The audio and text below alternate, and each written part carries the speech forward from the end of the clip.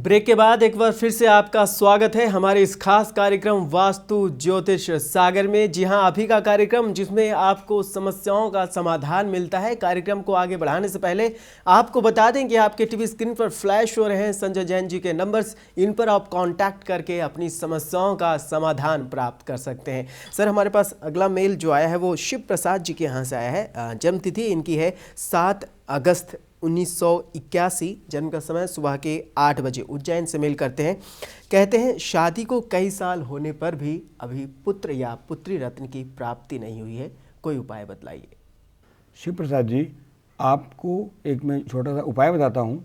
आपको 3 गोले नारियल जो होते हैं वो आपको 3 खरीदने हैं शुक्रवार के दिन, और अपने घर पे रख के शनिवार को, एक रविवार को और एक सोमवार को 3 दिन लगातार भगवान शंकर के मंदिर में जा कर के वो चढ़ाने हैं।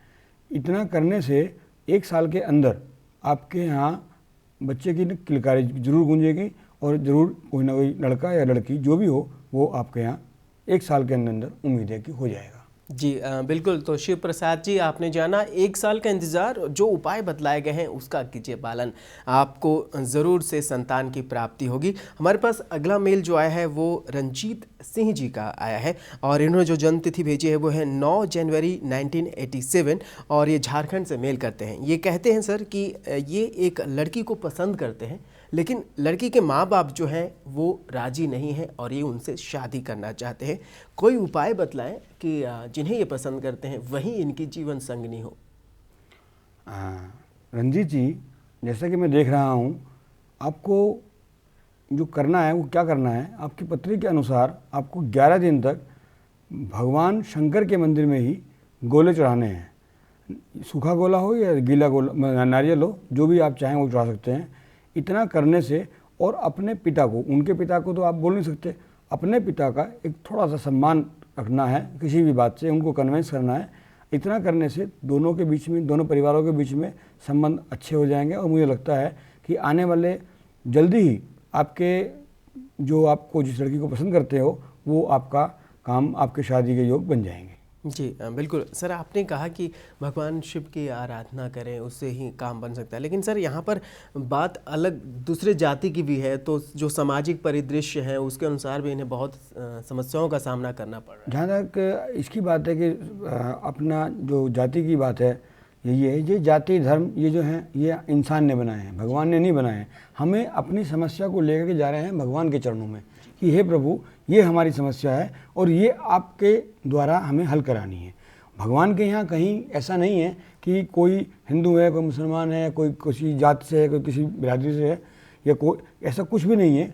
हम सब भगवान की इंसान हैं, और जब हम कोई समस्या लेके अपने भगवान के पास जाते हैं, उनको अपनी समस्या को अवगत कराते हुए कुछ भेंट करते हैं, या जो भी चीज़ से संबंधित हो वो करते हैं उपाय, उसके बाद आपकी समस्या वो ख़त्म हो जाती है, और उसकी समाधान भगवान को करना है।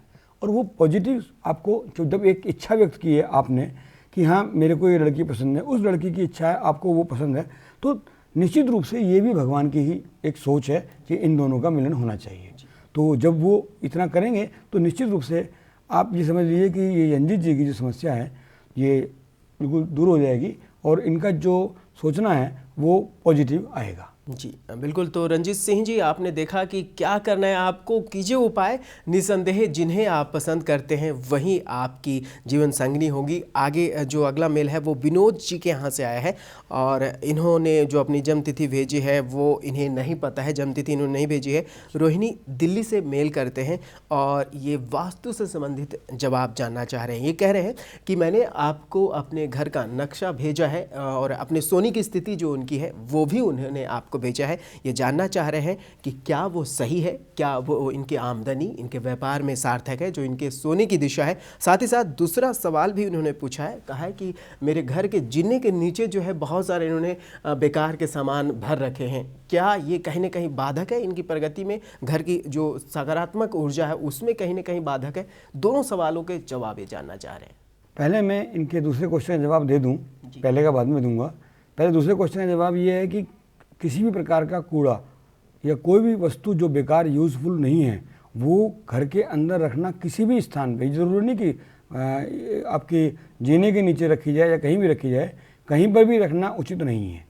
और जीने के नीचे तो खासकर सफाई ही रखनी चाहिए। और यदि कोई सामान रखना है जो बहुमूल्य हो, जो कीमती हो, आपके लिए उसका आदर हो, उस वस्तु का आदर हो, वो चीज़ आप जीने के नीचे रख सकते हैं। इनका पहला क्वेश्चन क्या था? सर ये पहला क्वेश्चन जानना चाह रहे हैं कि जो इनकी सोने की स्थिति है, जो इन्होंने मैप भेजा है अपना, उस मैप के अनुसार इनकी जो स्थिति है सोने की, वो ठीक है, बाकी बहुत बढ़िया नहीं कही जा सकती। इनका पूरब की साइड में इन्होंने सिर किया है और पश्चिम की साइड में इनके पैर हैं, जबकि सबसे बेहतर स्थिति होती है साउथ साइड में ये सिर करें और नॉर्थ साइड में पैर करें। सबसे बढ़िया स्थिति तो ये है। अब विनोद कुमार जी के अंदर जो गुण होगा, जो भले ही मैं इससे देख रहा हूँ, वो ये होगा कि दूसरे को समझाने के लिए इनके अंदर दिमाग बहुत है। अपने प्रयोग के लिए इनके अंदर दिमाग उतना अपना इस्तेमाल नहीं करते। विद्वान बहुत हैं, जानकारी बहुत रखते हैं, बाकी वो सब चीज़ ये विनोद जी दूसरे के ऊपर यूज़ करते हैं, अपने ऊपर उसका प्रयोग नहीं करते हैं। जैसे टीचर होता है, जैसे गुरु होता है, वो होता क्या है कि अपनी जो भी परेशानियां हैं वो सामने नहीं लाने देता और सामने वाले का भला करने की कोशिश करता है। तो इनकी जो सोने की स्थिति है वो ये इस बात को इंडिकेट करती है कि ये, चूँकि इनका सिर पूरब की साइड में है, ये विद्वान जरूर होंगे, बहुत अच्छी जानकारी रखते होंगे, लोगों का भला करने की कोशिश करते होंगे, बाकी इनका खुद का भला नहीं होने वाला है।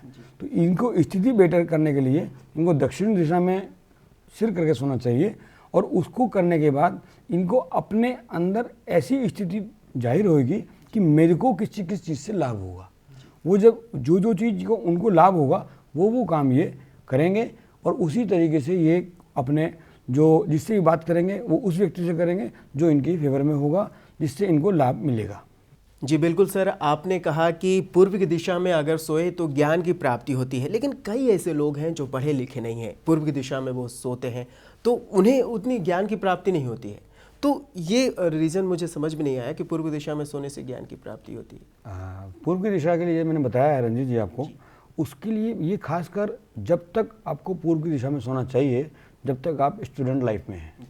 और जब स्टूडेंट लाइफ के बजाय आप घर में मतलब एक आप की शादी हो जाती है, गृहस्थ आश्रम में पहुंच जाते हैं, तब आपको दक्षिण की साइड में सोना चाहिए। वजह क्या है कि पूर्व की साइड में सिर रख करके अगर सोते हैं तो आदमी को ज्ञान जल्दी प्राप्त होता है और सही प्राप्त होता है।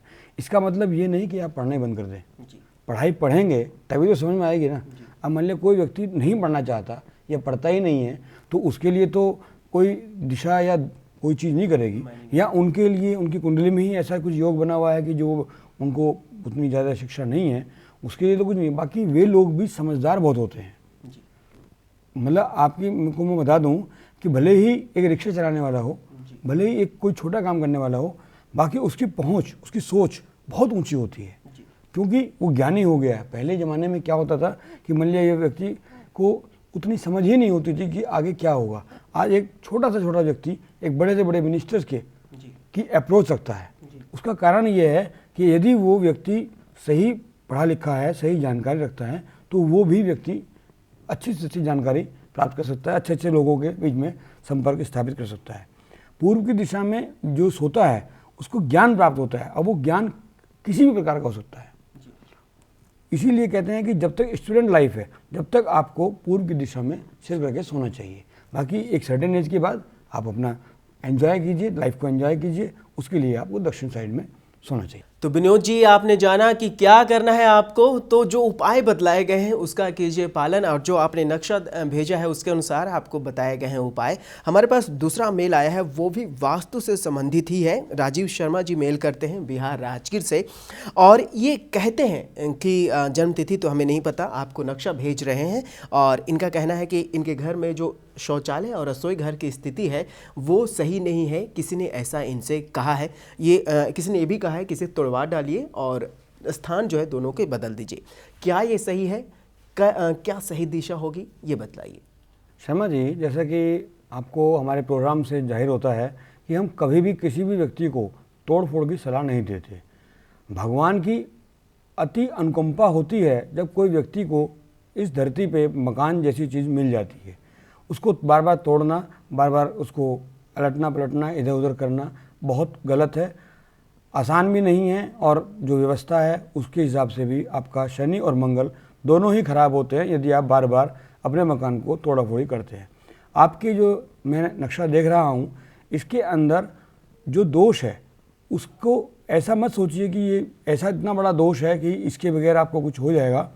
आपकी जो रसोई है और जो ये सामने आपका बना हुआ है गुसलखाना या टॉयलेट, इन दोनों की स्थिति को अनुरूप करने के लिए आप सिर्फ एक काम कर सकते हैं कि जो बाहर की आपकी देहली है, इस देहली पे छोटा सा एक चांदी का तार लेकर के, बारीक तार लेकर के वो आप लगा दीजिए जो ज़मीन में, और इतना करने मात्र से आपकी जो ये समस्या है बाकी की, ये सब ठीक हो जाएगी और आपके मकान में कोई इतना बड़ा दोष नहीं जिसको कि तोड़ा जाए, फोड़ा जाए, कुछ भी किया जाए। जी बिल्कुल सर, आपने कहा कि दिल्ली पर एक छोटा सा तार लगाकर, तो इससे क्या, दिशा तो परिवर्तन हुआ नहीं, तो इससे क्या लाभ हो सकता है? इनको जो बताया गया ना कि ये कल इनको जो हम चांदी का तार लगा देंगे बीच में, तो इनकी जो पोजीशन बीच में है, जो इन दोनों के बीच में आ रही है नक्शे में मैं देख रहा हूँ, वो एक तरफ से अलग हो जाएगी।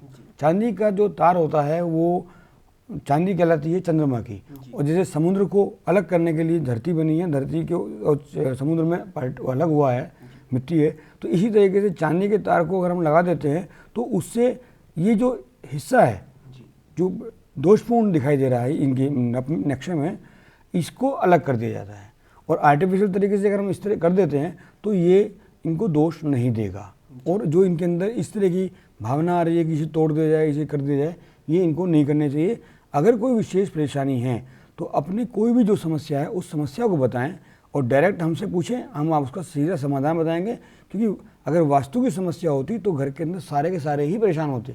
इनके घर में यदि कोई परेशानी नहीं है या कोई परेशानी है तो उसको समाधान के लिए पूछें और वो उसको सीधा इनको जवाब दिया जाएगा। जी बिल्कुल, भले इनके पास जन्मपत्री है या नहीं है, या इनको समय मालूम है या नहीं है, सीधा वो समस्या बताएं और सीधा समाधान लें। जी बिल्कुल। और अब समय हो चला है कि हम आपसे ले अनुमति, समय इशारा कर रहा है, लेकिन जाते जाते एक बार पुनः आपसे निवेदन कि आपके टीवी स्क्रीन पर फ्लैश हो रहे हैं संजय जैन जी के नंबर्स, आप इन पर कांटेक्ट करके अपनी समस्याओं का समाधान प्राप्त कर सकते हैं। समस्या चाहे वास्तु से संबंधित हो या फिर ज्योतिष से संबंधित हो। अगर आपकी समस्या वास्तु से संबंधित है और किसी ने कहा है कि तोड़ फोड़ करनी पड़ेगी, स्थिति बदलनी पड़ेगी, तो भी बिना तोड़ फोड़ के, बिना खर्चे के बिल्कुल आसान सा तरीका भी आपको बतलाया जाएगा। ज्योतिष की अगर बात करें तो ज्योतिष से संबंधित अगर समस्या है तो भी समाधान होगा। और अगर आप घरेलू परेशानी से त्रस्त हो गए हैं, कुछ समझ में नहीं आ रहा है, तो जो नंबर आपके टीवी स्क्रीन पर फ्लैश हो रहे हैं उस पर कांटेक्ट कीजिए,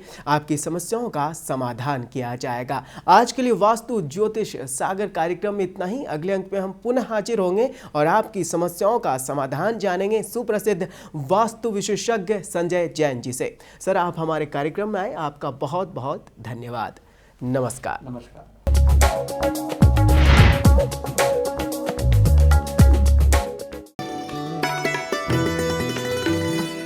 सभी प्रकार के आर्टिफिशियल ज्वेलर्स के निर्माता एवं विक्रेता Raj artificial jewellers Meerut. Corporate inquiry के लिए संपर्क करें सौरभ जैन 093580755521 09319130800।